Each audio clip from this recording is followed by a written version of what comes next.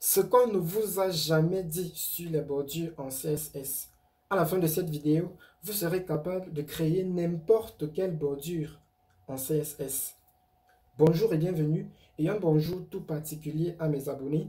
J'espère que vous vous amusez bien et que vous avancez sûrement dans votre apprentissage de la programmation web. Si vous ne faites pas encore partie de la Team Zero, n'hésitez pas à vous abonner et à continuer aussi, comme les autres, d'apprendre des choses stimulantes dans chaque vidéo. Aujourd'hui, nous allons apprendre à mettre les bordures en CSS et je vous assure, on va voir des notions tellement complètes qu'à la fin, vous aurez la maîtrise totale des bordures en CSS. Regardez la vidéo jusqu'à la fin et je peux vous assurer que vous vous sentirez obligé de laisser un like ou un commentaire encourageant. Dans cette vidéo, nous allons travailler avec nos images. Bien sûr, s'il y a des choses sous-entendues dans cette vidéo, eh bien, je vous invite à voir les vidéos précédentes et je peux aussi vous assurer que à ce niveau-là, vous aurez tout ce qu'il faut pour comprendre toutes les notions sous-entendues dans cette vidéo-ci. Donc, aujourd'hui, je vais le répéter, nous allons travailler avec nos images, ces images que vous voyez là. Nous allons explorer 6 options que nous avons pour avoir la maîtrise totale des bordures en CSS. Vous vous demandez peut-être pourquoi je ne mets pas de vidéos, genre les petites vidéos qui passent avant qu'on commence les vidéos YouTube. Eh bien, c'est parce que nous sommes des informaticiens, nous sommes des scientifiques. Notre temps est précieux. Je préfère garder ces quelques secondes de début et de fin pour vous enseigner des trucs utiles qui vont vraiment vous aider. Alors, quand on dit bordure, il y a forcément 3 choses auxquelles on pense.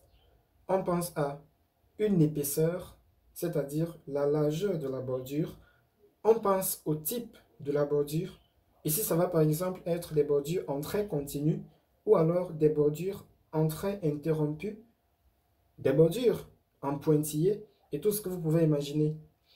On pense également à une troisième chose, la couleur de la bordure. Eh bien, en CSS, c'est typiquement la même chose. Pour définir une bordure, nous allons donner ces 3 informations de base sur la bordure en question. Pour ce qui est de la largeur, autrement dit l'épaisseur de la bordure, nous avons une propriété CSS qui est border width. Border width comme ceci. J'espérais qu'on me propose ça. Border width. Pour la largeur ou encore l'épaisseur de la bordure. Pour ce qui est du type de la bordure, nous avons la propriété CSS border style. Comme ceci. Border style, j'espérais qu'on me propose et ils ne le font pas toujours, donc je vais être obligé de saisir encore un peu. Et pour ce qui est de la couleur de la bordure, nous avons la propriété CSS border color. Border color comme ceci.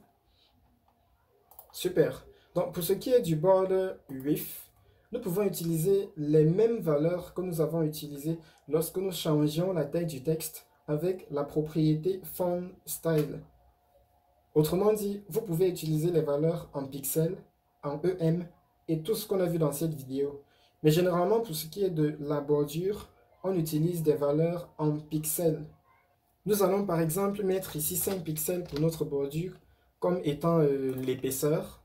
Pour ce qui est du style de la bordure, eh bien, nous avons 9 valeurs que nous pouvons utiliser.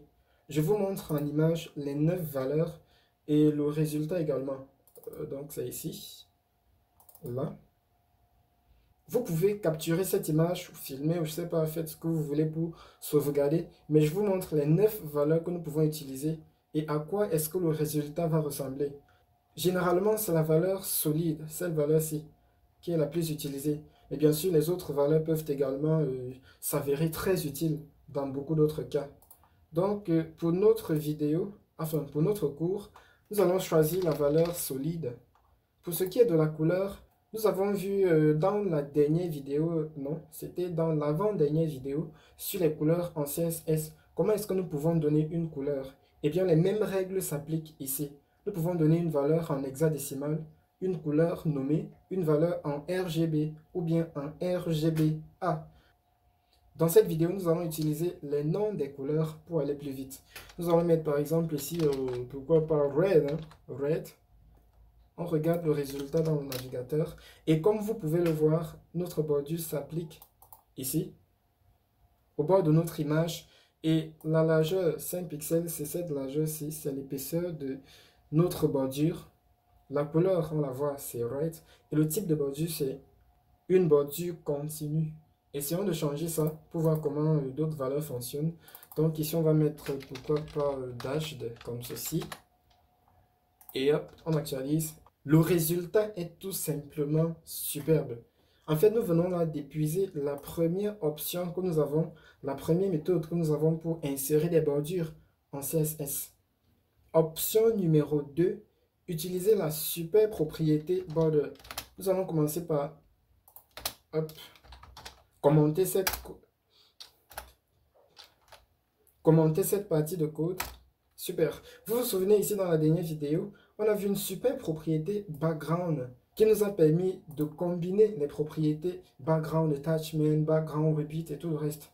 Et bien nous avons également une super propriété border tout simplement qui nous permet de combiner les propriétés border width, border style et border color. Pour notre cours, nous allons mettre cette fois-ci 10 pixels ici pour que vous voyez la différence. On va conserver le dashed et puis le red aussi. Bien sûr, l'ordre d'énumération des valeurs ici n'est pas importante. Vous pouvez commencer par red, hein, vous pouvez commencer par ce que vous voulez. Le navigateur est intelligent, il saura comment les dissocier. On actualise et comme vous le voyez, on a désormais une bordure de 10 pixels. Bref, le résultat est tout simplement génial, une fois de plus. Ça, c'est la deuxième option. Et si nous voulons seulement cibler la bordure de gauche, ou bien la bordure d'en haut, ici, ou alors la bordure de droite, comment est-ce que nous faisons? C'est là que vient la troisième option. Nous pouvons cibler une bordure spécifique en utilisant des suffixes après le border.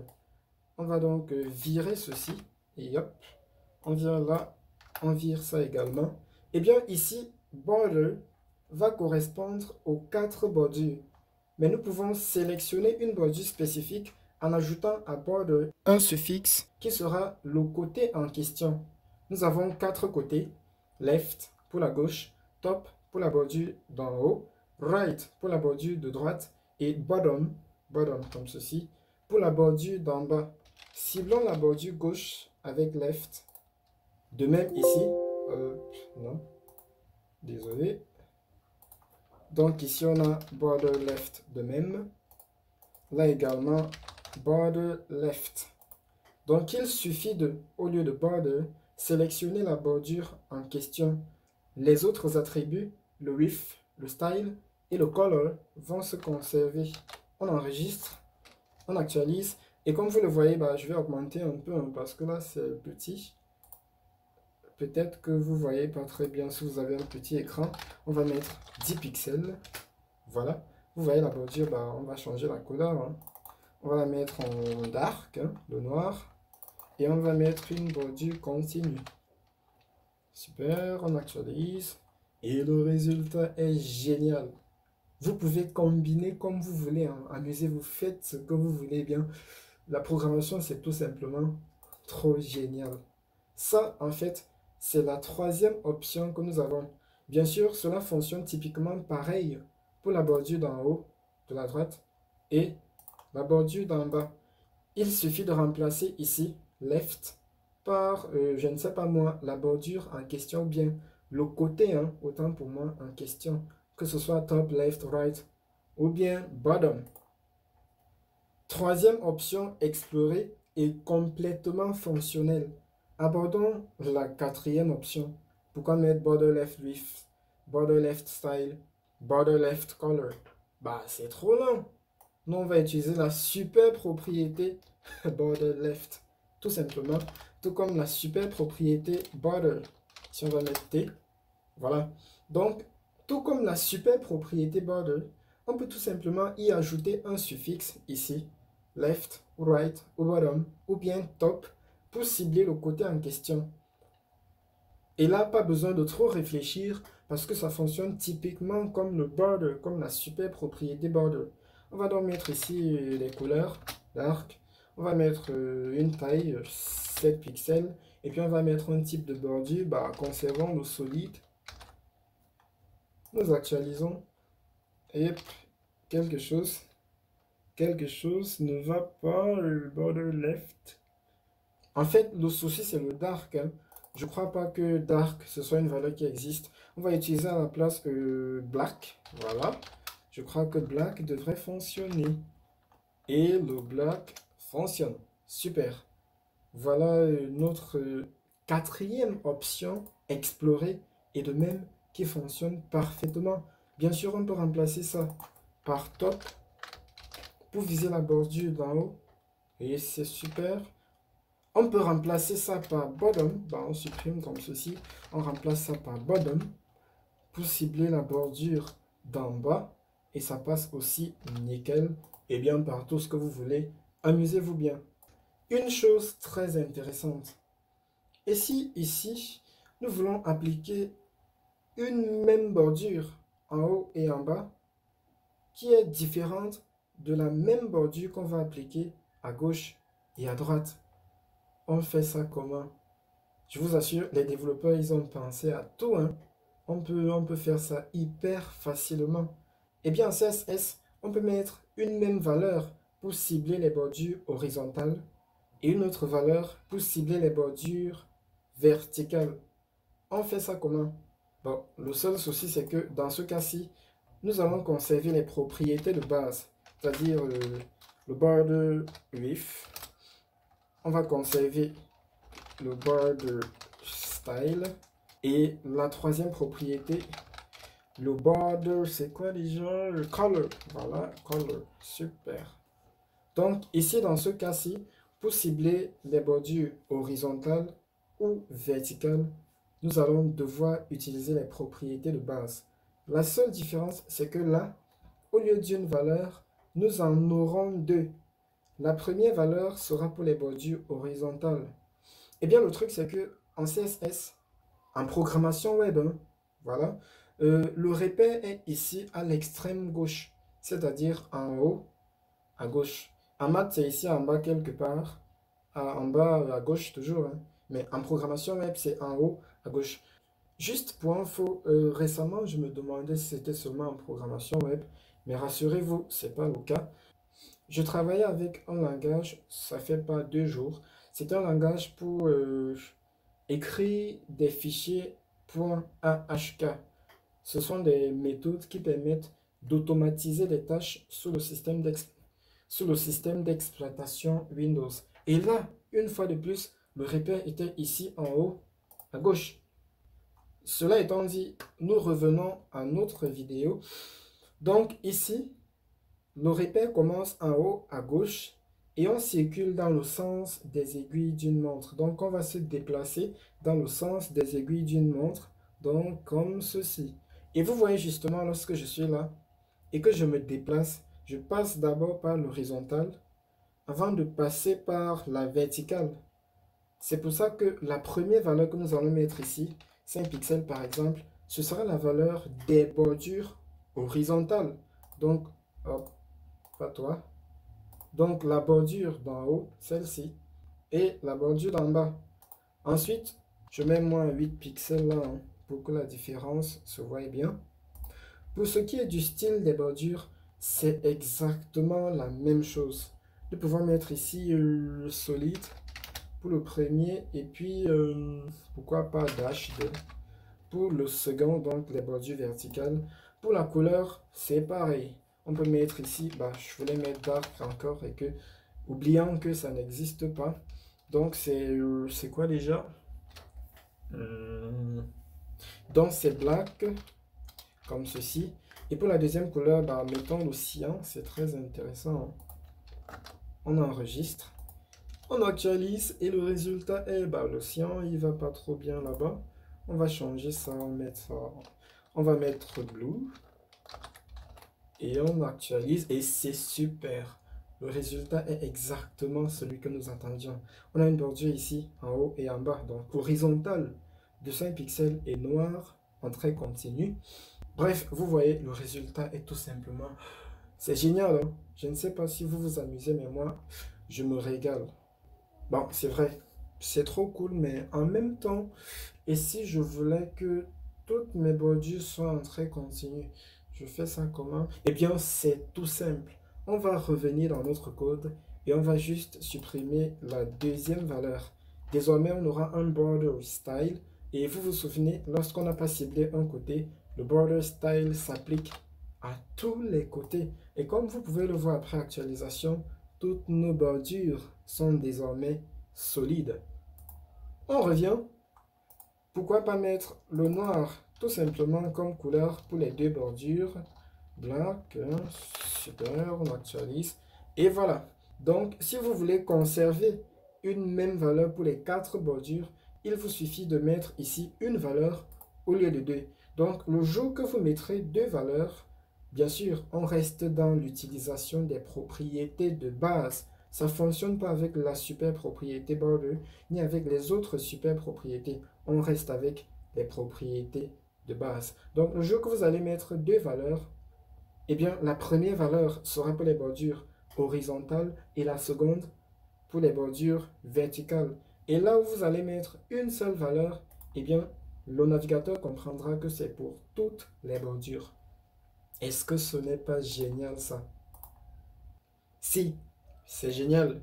Mais en même temps, si je voulais cibler une bordure spécifiquement, pas deux bordures en même temps, genre pour ici, pour là, pour le bas et pour la gauche, je fais ça comment? Bah, je vous assure, les développeurs, ils ont pensé à tout, hein. C'est vraiment, je suis époustouflé. Eh bien, il suffit qu'ici, au lieu de 2, nous mettons 4 valeurs. On peut ajouter là, bah, ici, on met 7 pixels. On peut ajouter là 9 pixels. Et enfin, 11 pixels.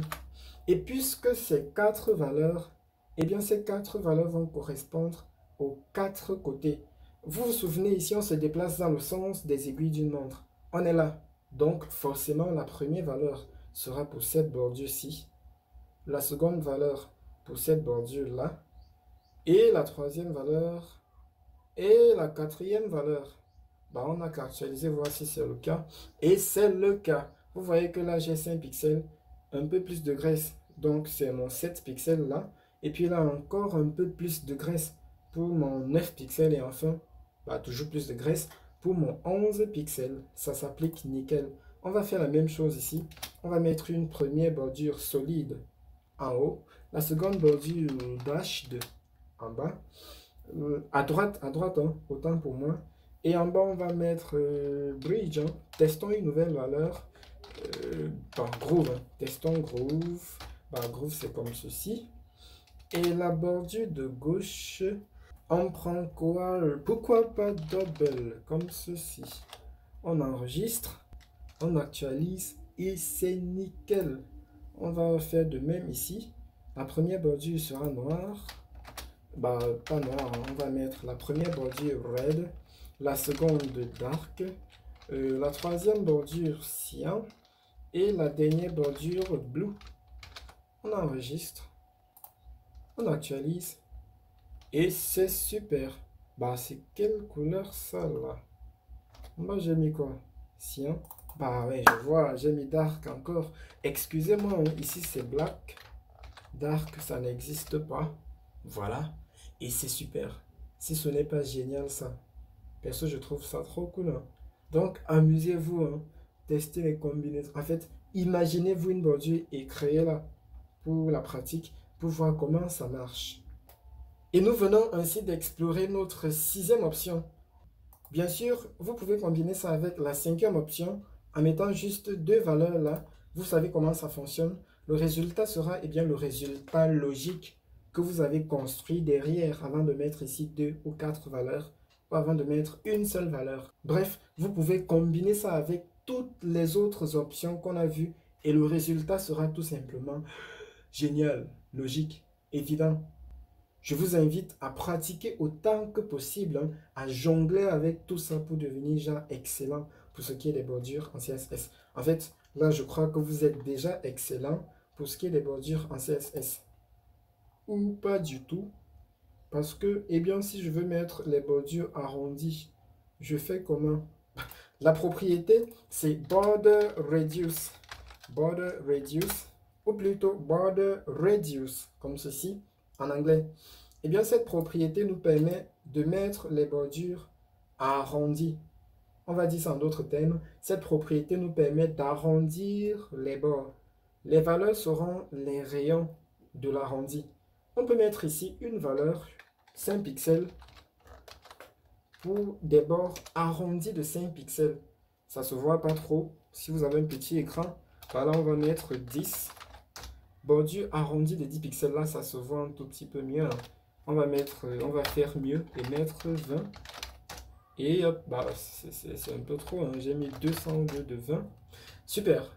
Donc voilà nos bordures arrondies de 20 pixels. C'est aussi simple que ça. Voyez-vous, ici on peut cibler un coin en particulier, ou plutôt chacun des 4 coins en mettant ici 4 valeurs. Donc on va mettre ici 20 et 30 pixels, autant pour moi, et 40 pixels et 50 pixels. Vous vous souvenez, on se déplace dans le sens des aiguilles d'une montre. Autrement dit, voici la première valeur ici, la deuxième, la troisième et la quatrième.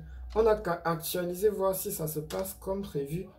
Eh bien, ça se passe comme prévu.